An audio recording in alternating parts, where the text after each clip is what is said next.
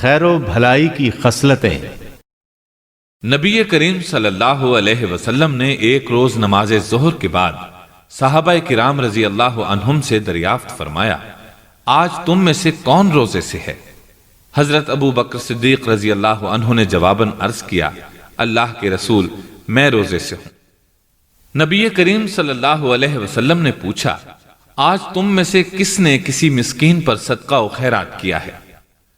حضرت ابو بکر صدیق رضی اللہ عنہ نے عرض کیا، اے اللہ کے رسول صلی اللہ علیہ وسلم، میں نے۔ نبی کریم صلی اللہ علیہ وسلم نے پوچھا، آج تم میں سے کس نے کسی مریض کی بیمار پرسی کی ہے؟ حضرت ابو بکر صدیق رضی اللہ عنہ نے عرض کیا، اے اللہ کے رسول صلی اللہ علیہ وسلم، میں نے مریض کی بیمار پرسی کی ہے۔ نبی کریم صلی اللہ علیہ وسلم نے پوچھا، آج تم میں سے کسی نے جنازے میں شرکت کی ہے؟ حضرت ابو بکر صدیق رضی اللہ عنہ نے عرض کیا، اللہ کے رسول صلی اللہ علیہ وسلم، میں نے ایک جنازے میں شرکت کی ہے۔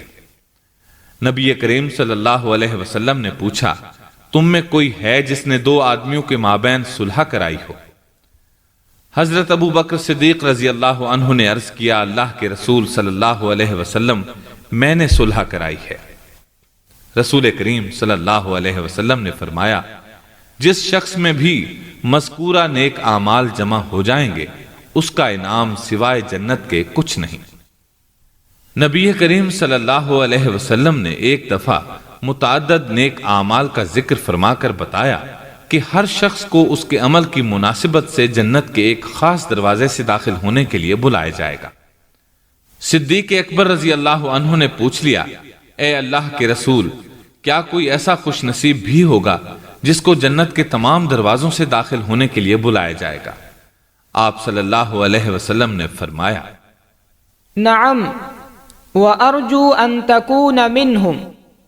ہاں، اور مجھے امید ہے اے ابو بکر کہ تم ایسے ہی خوش نصیبوں میں سے ہوگے۔